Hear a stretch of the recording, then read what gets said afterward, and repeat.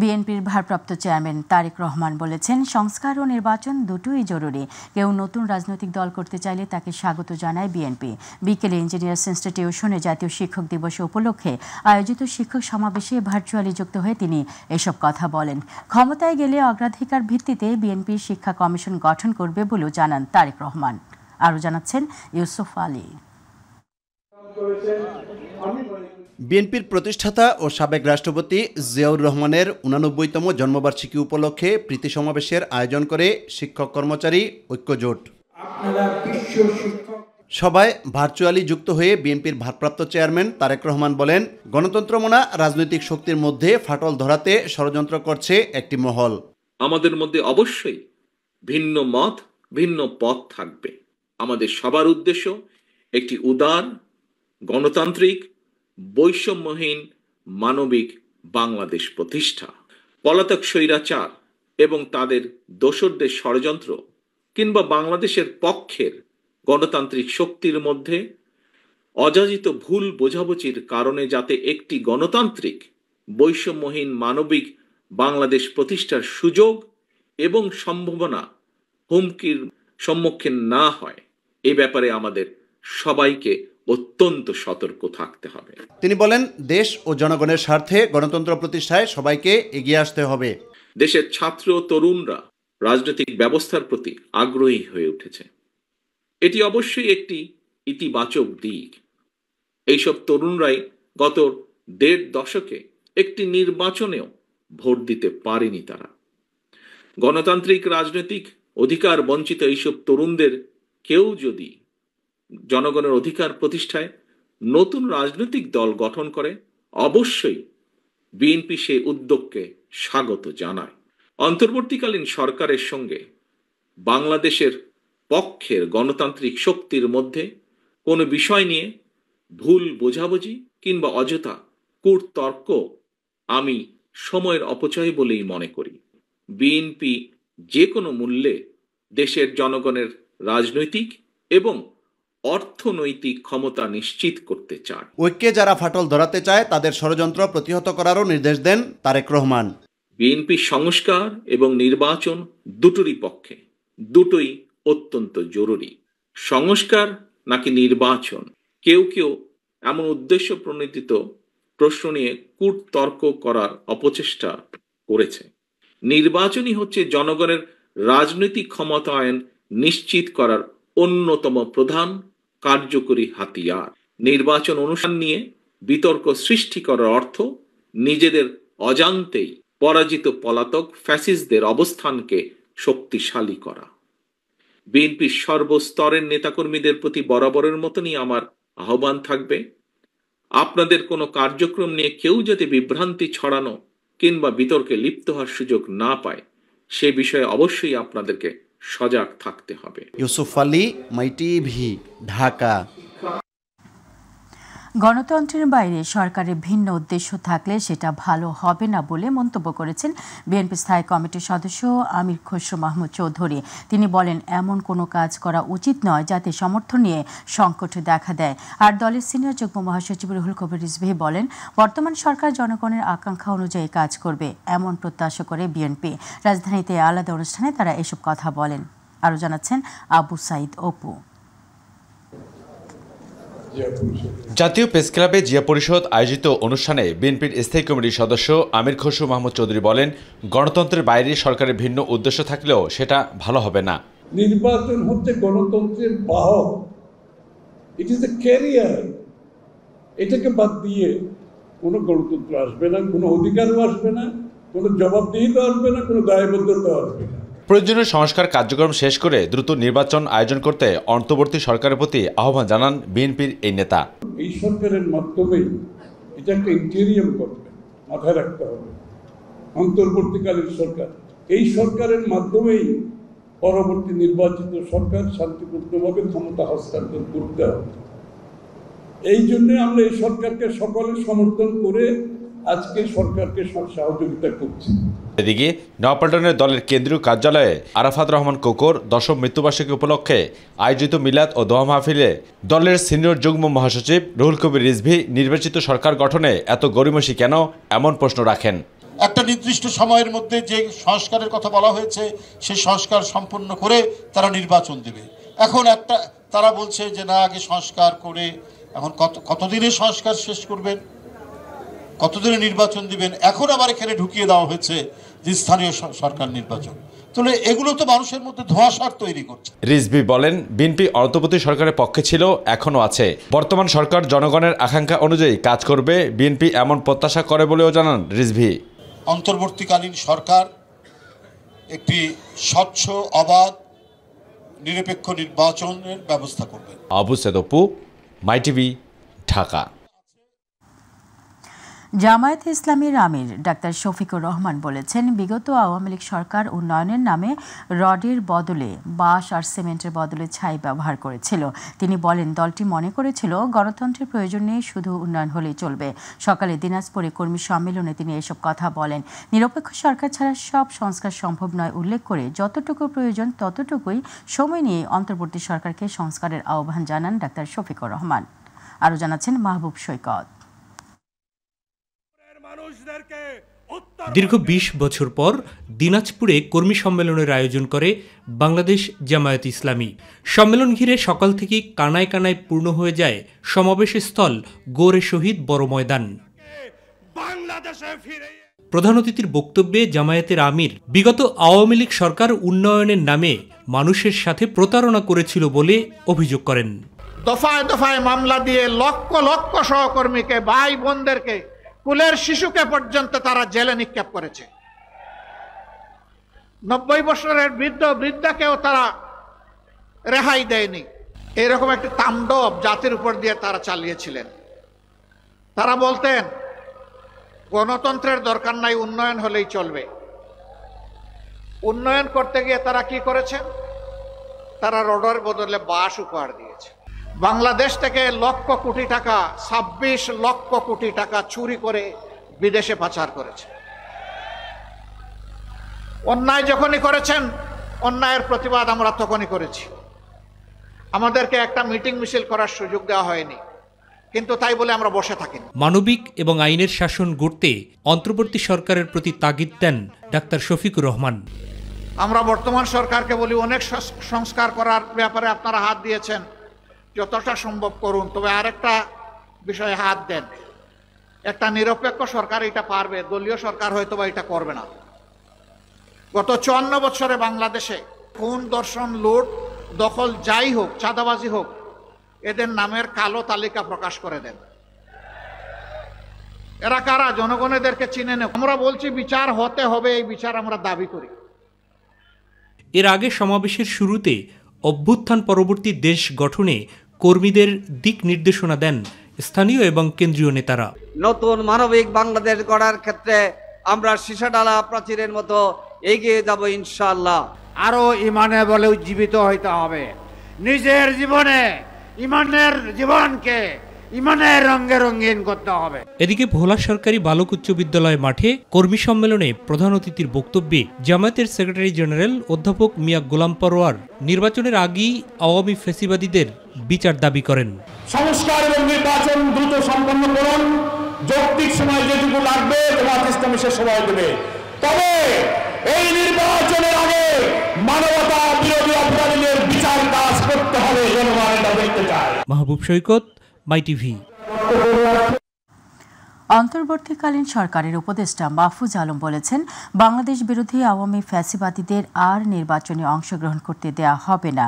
আর সমাজ কল্যাণ উপদেষ্টা শারমিন এস মুর্শিদ বলেছেন, ২০২৪-এর ছাত্র জনতা অভ্যুত্থান ব্যর্থ হতে দেয়া যাবে না। রাজধানীর বাইরে আলাদা অনুষ্ঠানে তারা এসব কথা বলেন। আরও জানাচ্ছেন আতিকুর রহমান তিতাস। চাঁদপুরের হাজীগঞ্জ বাজার এলাকায় ছাত্র জনতার সাথে পথসভা ও শুভেচ্ছা বিনিময়কালে অন্তর্বর্তী সরকারের উপদেষ্টা মাহফুজ আলম বলেছেন, বাংলাদেশ বিরোধী আওয়ামী ফ্যাসিবাদীদের আর নির্বাচনে অংশগ্রহণ করতে দেয়া হবে না। বাংলাদেশ বিরোধী আওয়ামী লীগ ফ্যাসিবাদীদের কোনোভাবেই নির্বাচনে অংশগ্রহণ করতে দেওয়া হবে না।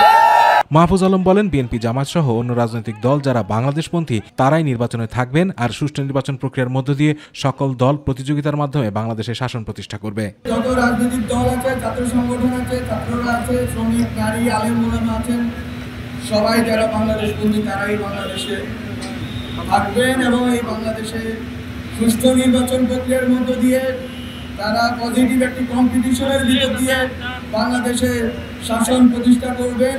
আশুলিয়া গণস্বাস্থ্য কেন্দ্রের PHA কনভেনশন হলে অষ্টদশ জাতীয় যুব সম্মেলন অনুষ্ঠানে সমাজ কল্যাণ উপদেষ্টা শারমিন এস মুর্শিদ বলেন 2024-এর মুক্তিযুদ্ধ থেকে পিছলে পড়লে আরেকটি প্রজন্ম অনিয়মের বিরুদ্ধে দাঁড়িয়ে যাবে।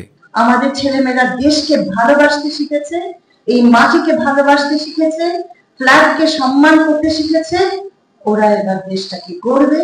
এদিকে বরিশাল সার্কিট হাউস মিলনায়তনে বরিশাল বিভাগের সকল জেলার দুর্যোগ ব্যবস্থাপনা ও ত্রাণ মন্ত্রণালয় সম্পৃক্ত কর্মকর্তাদের সাথে মতবিনিময়কালে দুর্যোগ ব্যবস্থাপনা ও ত্রাণ মন্ত্রণালয়ের উপদেষ্টা ফারুক আজম বলেন, বিগত দিনের সকল অপবাদ মুছে ফেলে প্রান্তিক পর্যায়ে TR কাবিখা ও কাজের বিনিময় খাদ্যসহ সকল প্রকল্পের সঠিক বরাদ্দগুলো টেকসই উন্নয়নের লক্ষ্যে কাজ করা হবে। যেগুলি অধিকতর জনসম্পৃক্ত, জনগণের কল্যাণে লাগবে, সেই ধরনের কাজগুলো যেন তারা অগ্রগতি হিসাবে গ্রহণ করে। আতিকুর রহমান তিতাস, মাই টিভি। পঞ্চগড়ে জাতীয় নাগরিক কমিটির মুখ্য সংগঠক ও বৈষম্য বিরোধী ছাত্র আন্দোলনের অন্যতম সমন্বয়ক সার্জিস আলম বলেছেন, হাসিনা সরকারের একটাই অবলম্বন আছে, তা হলো গুজব। তারা দেশের টাকা পাচার করে বিদেশে বসে গুজব ছড়াচ্ছে, তাদের গুজবে কান দেওয়ার সময় নেই। দুপুরে পঞ্চগড় মকবুল আর রহমান সরকারি কলেজ মাঠে skill development youth summit season 3 অনুষ্ঠান শেষে গণমাধ্যম কর্মীদের এইসব কথা বলেন। এই ফ্যাসিস্ট খুনি হাসিনা এবং তার যারা দোসর ছিল, তারা তাদের জায়গা থেকে এখন তার অবলম্বন আছেই একটা, এটা তাদের খুঁটি। এই খুঁটিটা হচ্ছে গুজব খুঁটি। এই খুঁটির উপরে দাঁড়িয়ে এখন তারা বাংলাদেশের মানুষের মধ্যে বিভাজন তৈরি করার চেষ্টা করতে যাচ্ছে, বাংলাদেশের মানুষকে বিভ্রান্ত করতে যাচ্ছে। কিন্তু তারা জানে না যে তারা আসলে যে এক প্রকার আসলে মানে ছাগলের উত্তরসূরি, এটা বাংলাদেশের মানুষ এখন জানে। 18 দিনের চিকিৎসা শেষে যুক্তরাজ্যের দ্য লন্ডন ক্লিনিক থেকে ছেলে তারেক রহমানের বাসায় গিয়েছেন বিএনপি চেয়ারপারসন বেগম খালেদা জিয়া। চিকিৎসকদের পরামর্শে হাসপাতাল থেকে রিলিজ দেওয়া হয়েছে তাকে। খালেদা জিয়ার ব্যক্তিগত চিকিৎসক অধ্যাপক ডাক্তার AZM জাহিদ হোসেন এই তথ্য জানিয়েছেন। তিনি জানান, ছেলের বাসায় থেকেই পরবর্তী স্বাস্থ্যসেবা নেবেন বিএনপি নেত্রী। এর আগে যুক্তরাজ্য বিএনপির সভাপতি MA মালিক জানান, তারেক রহমানের বাসায় পুত্রবধূ ডাক্তার জোবাইদা রহমান, শর্মিলা রহমান ও 3 নাতনির সঙ্গে থাকবেন খালেদা জিয়া। বাসা থেকে মেডিকেল বোর্ডের পরামর্শ অনুযায়ী চিকিৎসা চলবে। মায়ের সুস্থতার জন্য দেশবাসীর কাছে দোয়া চেয়েছেন তারেক রহমান।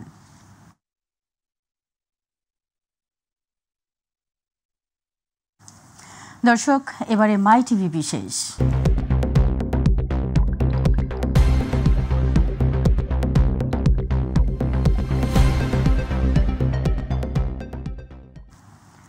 সন্ত্রাস ও পেশিশক্তির প্রভাব সহ নানা কারণে দীর্ঘদিন ধরে রাজনীতি বিমুখ হয়ে উঠেছে শিক্ষার্থীরা। ছাত্র রাজনীতিতে মূল দলের নোংরা হস্তক্ষেপ, ছাত্র সংসদগুলো পরিকল্পিতভাবে অকার্যকর করে রাখা সহ নানা বিষয়কে সামনে এনেছেন শিক্ষার্থীরা। ছাত্র রাজনীতির গৌরব উজ্জ্বল ইতিহাস ফিরিয়ে আনতে গঠনমূলক এবং জবাবদিহিতা নির্ভর সাংগঠনিক কাঠামো তৈরির উপর জোর দেন শিক্ষার্থীরা। SM আরিফের বিশেষ রিপোর্ট। বাংলাদেশের ছাত্র রাজনীতিতে রয়েছে গৌরবোজ্জ্বল ইতিহাস। 52 থেকে 90 দেশের বিভিন্ন ক্রান্তিকালে আন্দোলন সংগ্রামে অগ্রণী ভূমিকা রেখেছে ছাত্ররা। তবে দলীয় হস্তক্ষেপ, লেজুর বৃত্তি, সন্ত্রাস ও পেশিশক্তির প্রভাবে দিনকে দিন কলুষিত হয়ে ওঠে ছাত্র রাজনীতি, যে কারণে শিক্ষার্থীদের একটি বড় অংশ হয়ে ওঠে রাজনীতি বিমুখ। 24-এর অভ্যুত্থান পরবর্তী সময়েও শিক্ষার্থীদের মাঝে পুরনো শঙ্কা কাটেনি।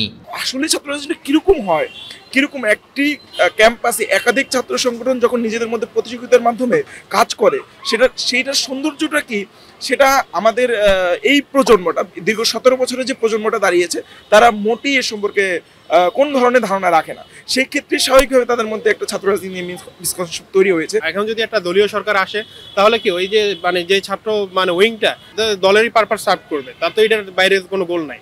এখন দেখেন একটা ছাত্র সংগঠন কিন্তু তার নেতা পর্যন্ত সে নির্বাচন করতে পারতেছে না, তার নেতাটা উপর থেকে ফিক্স করে দেওয়া, তাইলে এখানে ছাত্র সংগঠনের মানে কি? তবে সবকিছু মিলে হতাশ নন শিক্ষার্থীরা। তাদের মতে ক্যাম্পাসে সুস্থ রাজনৈতিক পরিবেশ সৃষ্টিতে বিশ্ববিদ্যালয় প্রশাসন আর ছাত্র সংগঠনগুলোকে আন্তরিক হওয়া দরকার। প্রত্যেকটা বিশ্ববিদ্যালয়ের ছাত্র সংসদ অবশ্যই এই ছাত্র রাজনীতি বা ছাত্র নেতা তৈরির সূতিকাগার। এটাকে অবশ্যই নিয়মতান্ত্রিকভাবে সকল ধরনের রাজনৈতিক প্রভাব মুক্ত রেখে নিয়মিতভাবে এটাকে অনুষ্ঠিত করতে হবে। ছাত্র দল আসুক, ছাত্র শিবির আসুক, ছাত্র জামায়াত আসুক, আমার যায় আসে না। আমি চাই ঢাকা ইউনিভার্সিটি একটা ওই যে ভিপি যেটা সেটা যেন থাকে যে সবার জন্য একটা অংশগ্রহণ থাকতে পারে। শিক্ষার্থীদের রাজনীতিতে অনীহার বিষয়টি গত কয়েক বছরে ব্যাপক হারে বেড়েছে বলে স্বীকার করে ছাত্র সংগঠনগুলো।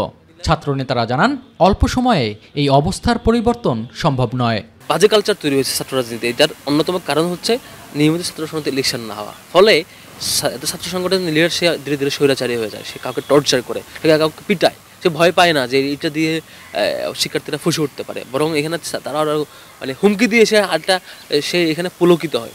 যদি নিয়মিত ডাকসু বা অন্যান্য ছাত্র সংসদ ইলেকশন হয়, নেতারা বাধ্য হবে শিক্ষার্থীদের কনসার্ন শুনতে। আমরা বিশ্বাস করি সাধারণ শিক্ষার্থীদের সেই ট্রমা আস্তে আস্তে যেভাবে কাটছে এটা কেটে উঠবে এবং ভবিষ্যতে সাধারণ শিক্ষার্থীরা আমাদের ইতিবাচকভাবে সাড়া দেবে।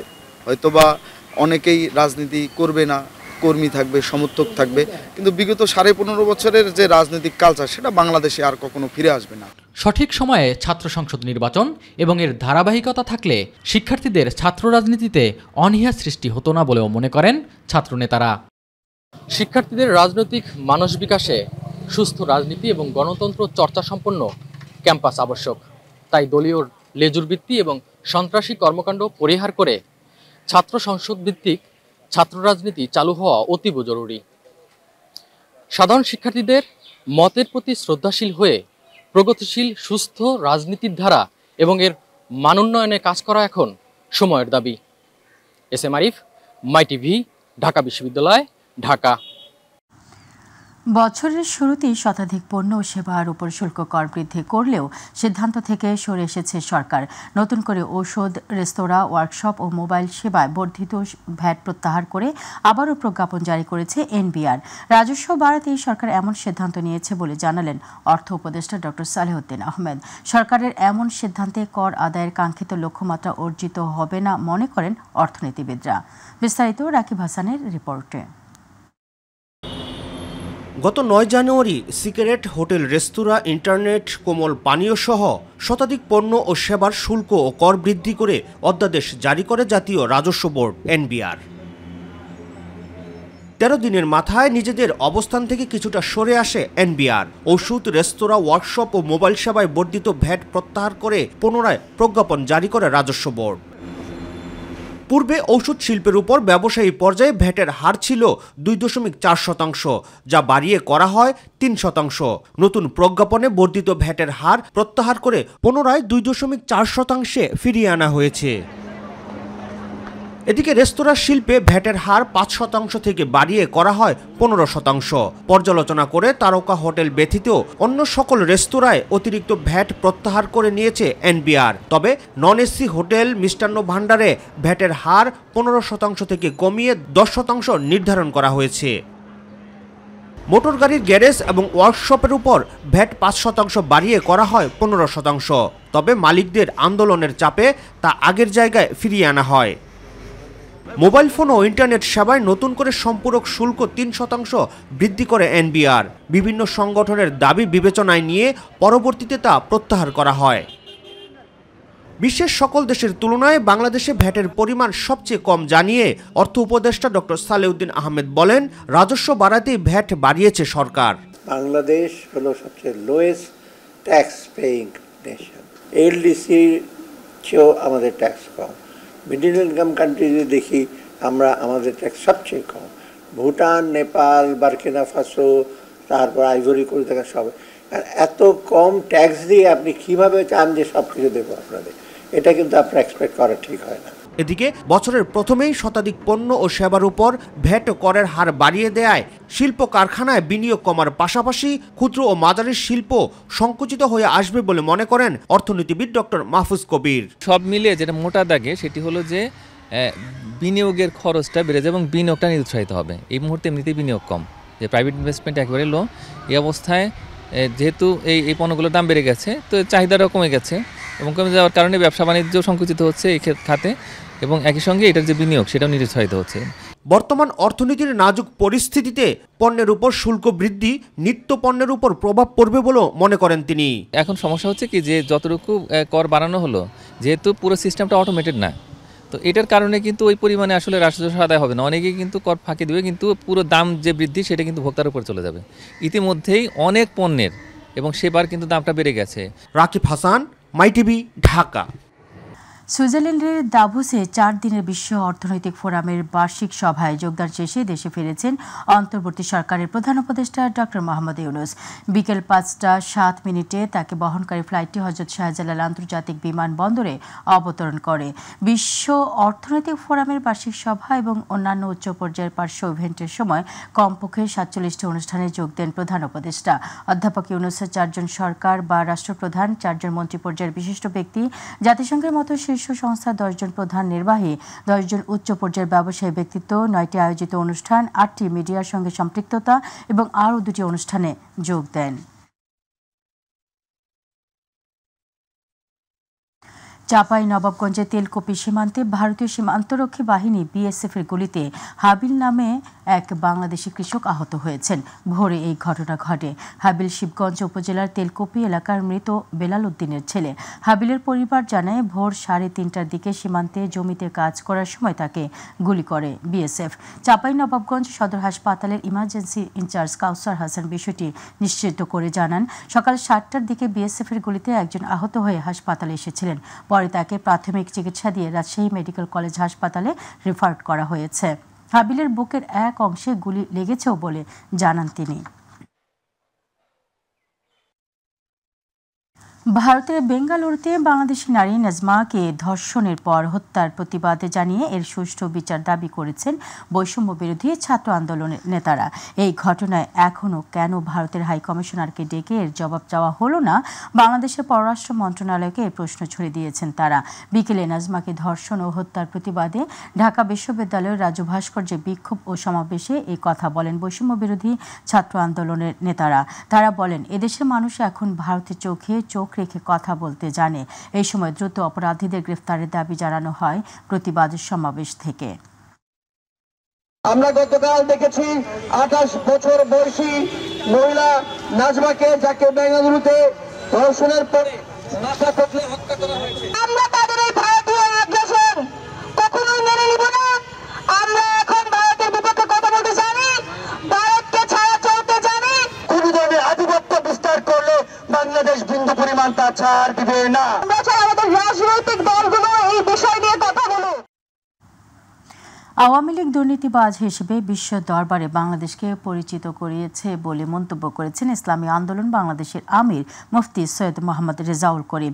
এছাড়া তিনি আরও বলেন, সংস্কার ছাড়া নির্বাচন হবে নিজের পায়ে কুড়াল মারার শামিল। বিস্তারিত আবু সাইদুপুর রিপোর্টে। রাজনৈতিক শুদ্ধাচার ও বৈষম্যহীন কল্যাণ রাষ্ট্র গঠনে কার্যকরী নির্বাচন ব্যবস্থা সংখ্যানুপাতিক পিআর পদ্ধতিতে জাতীয় সংসদ নির্বাচনের দাবিতে ঢাকা মহানগরের উত্তরের উদ্যোগে আয়োজন করা হয় নগর সম্মেলন 2025। আমরা চাই এবার যে আন্দোলন হয়েছে এর মাধ্যমে আমরা একটি কল্যাণ রাষ্ট্র প্রতিষ্ঠা করেই ছাড়বো ইনশাআল্লাহ। অন্য কোন মানব রচিত আইন এই জমিনে আল্লাহর জমিনে আমরা চলতে দেব না। আগামীর বাংলাদেশে দল মত নির্বিশেষে, ধর্ম বর্ণ নির্বিশেষে, ধর্মভিত্তিক ধর্মনিরপেক্ষ সকল রাজনৈতিক দল একসাথে আগামীর বাংলাদেশ গড়ে তুলবে। সম্মেলনে প্রধান অতিথির বক্তব্যে ইসলামী আন্দোলন বাংলাদেশের আমির মুফতি সৈয়দ মোহাম্মদ রেজাউল করিম বলেন, আওয়ামী লীগ চোর ও দুর্নীতিবাজ হিসেবে বিশ্ব দরবারে বাংলাদেশকে পরিচিত করেছে। হাজার হাজার লক্ষ লক্ষ মায়ের কোল সন্তান হারা হয়েছে। আমরা এদের পরিচালনায় আমাদের দেশের টাকা বিদেশে পাচার করে বেগম পাড়া তৈরি করতে আমরা দেখেছি। প্রয়োজনীয় সংস্কার ছাড়া নির্বাচনে জনগণের আশা আকাঙ্ক্ষার প্রতিফলন ঘটবে না বলেও মন্তব্য করেন ইসলামী আন্দোলন বাংলাদেশের আমির। গতানুগতিক ধারায় যদি আমরা চলতে থাকি তাহলে আমাদের নিজেদের পায়ে একটা গ্রাম্য কথা আছে, কুড়াল মারা। এই কুড়াল নিজেদের পায়ে নিজেরাই মারব। আসলে ভালো কিছু আশা আমরা আসলে করতেও পারবো না, দেখতেও পারবো না।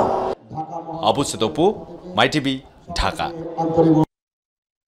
গত 5 মাসে রাষ্ট্র পরিচালনার ক্ষেত্রে সরকার ব্যর্থতার পরিচয় দিয়েছে বলে মন্তব্য করেছেন গণ অধিকার পরিষদের সভাপতি নুরুল হক নূর।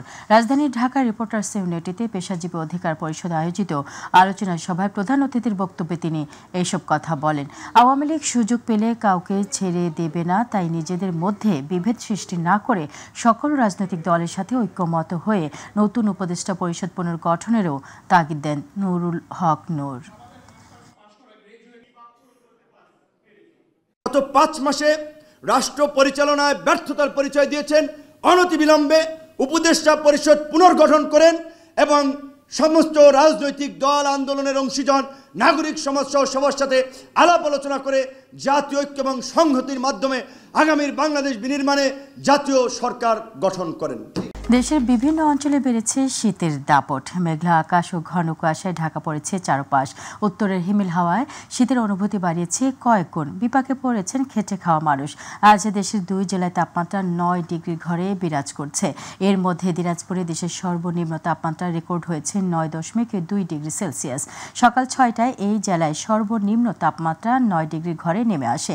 ঠিক একই সময় পঞ্চগড়ের তেঁতুলিয়ায় তাপমাত্রা রেকর্ড করা হয়েছে 9.7 ডিগ্রি সেলসিয়াস।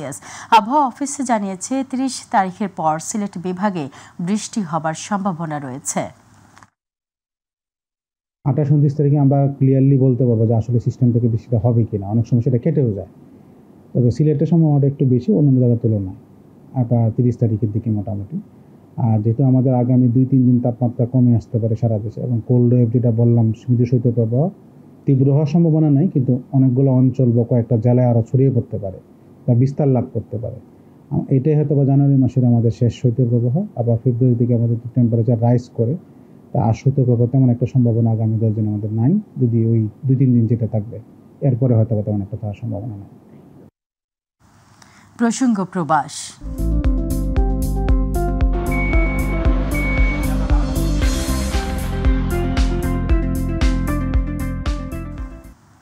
কুয়ালালামপুরের হাংতুয়ায় অবস্থিত মসজিদ আল বোখারিতে বিএনপির প্রতিষ্ঠাতা সাবেক রাষ্ট্রপতি জিয়াউর রহমানের কনিষ্ঠ পুত্র আরাফাত রহমান কোকোর 10ম মৃত্যুবার্ষিকী পালন করেছে মালয়েশিয়া বিএনপি ও তার অঙ্গ সংগঠন।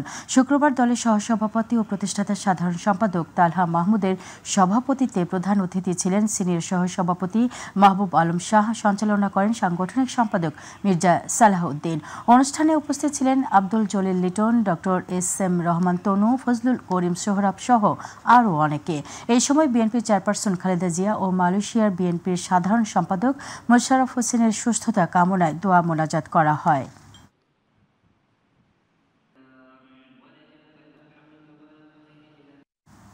জানাবো আন্তর্জাতিক সংবাদ।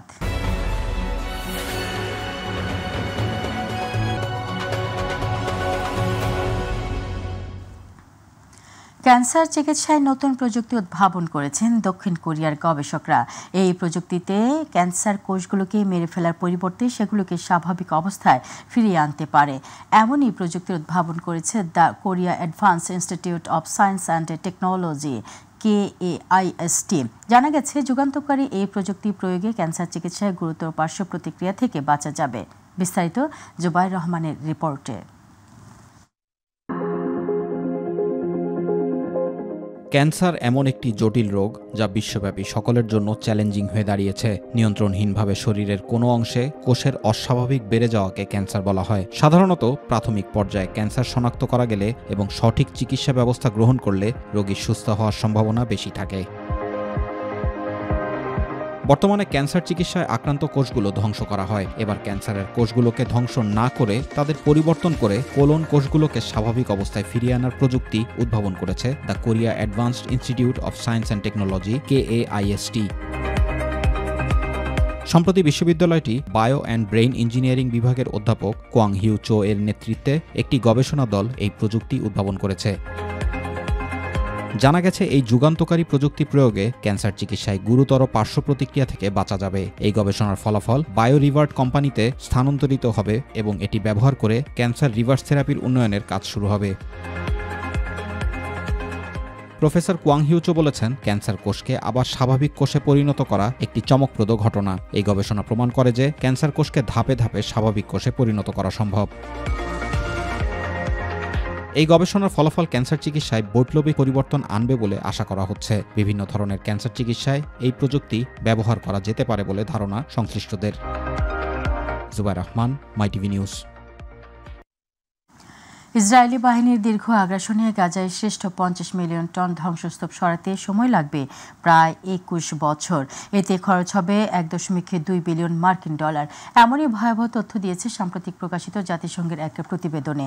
এদিকে ধ্বংসস্তূপের নিচে প্রায় 10,000 নিখোঁজ ব্যক্তির সন্ধান পাওয়া যেতে পারে বলে ধারণা করছে ফিলিস্তিনি স্বাস্থ্য মন্ত্রণালয়।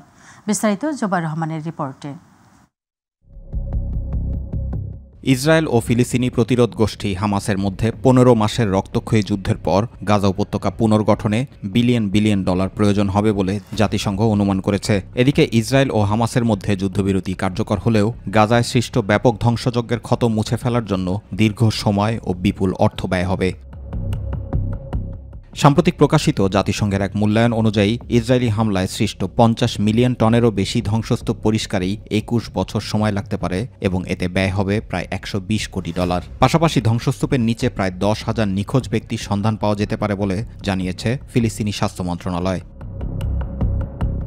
প্রতিবেদনে বলা হয়, ভয়াবহ যুদ্ধের কারণে গাজা উপত্যকাটির আগামী 69 বছরের উন্নয়ন ও সম্ভাবনা থমকে গিয়েছে। যুদ্ধবিরতি চুক্তি কার্যকর হওয়ায় দীর্ঘদিন পর ঘরে ফেরার আনন্দ থাকলেও মনে শান্তি নেই গাজাবাসীর, কারণ ইসরায়েলি বর্বরতায় ধ্বংসস্তূপে পরিণত হয়েছে পুরো উপত্যকা। তবে এরই মধ্যে ঘুরে দাঁড়ানোর চেষ্টা করছেন অবরুদ্ধ গাজার দক্ষিণাঞ্চলীয় শহর রাফার বাসিন্দারা। এদিকে যুদ্ধবিরতির পর ধ্বংসস্তূপ সরানোর কাজে নেমেছে স্থানীয় কর্তৃপক্ষ, কিন্তু প্রয়োজনীয় যন্ত্রপাতি না থাকায় হিমশিম খাচ্ছেন তারা বলছেন, বর্তমানে সবচেয়ে বড় চ্যালেঞ্জ শহরের প্রধান রাস্তাগুলো পুনরায় চালু করা। যান চলাচলের জন্য প্রশস্ত রাস্তা তৈরির চেষ্টা চলছে। আপাতত শুধু ধ্বংসাবশেষ সরানোর কাজ চলছে, কিন্তু রাস্তা পুরোপুরি পরিষ্কার হচ্ছে না। ভারী যন্ত্রপাতি ছাড়া কাজ করা অসম্ভব। জাতিসংঘের স্যাটেলাইট তথ্য UNOSAT অনুযায়ী যুদ্ধে গাজার 1,70,000 ভবন ধ্বংস বা ক্ষতিগ্রস্ত হয়েছে, যা গাজা উপত্যকার মোট ভবনের 69%। ধ্বংসস্তূপে পরিণত এসব ভবনে 2,45,123টি আবাসিক ইউনিট ছিল বলে UNOSAT জানিয়েছে। বর্তমানে গাজায় 18 লাখের বেশি মানুষ জরুরি আশ্রয়ের প্রয়োজনে ভুগছে বলে জাতিসংঘের মানবিক সহায়তা সংস্থা জানিয়েছে। জোবাইর রহমান, মাই টিভি নিউজ।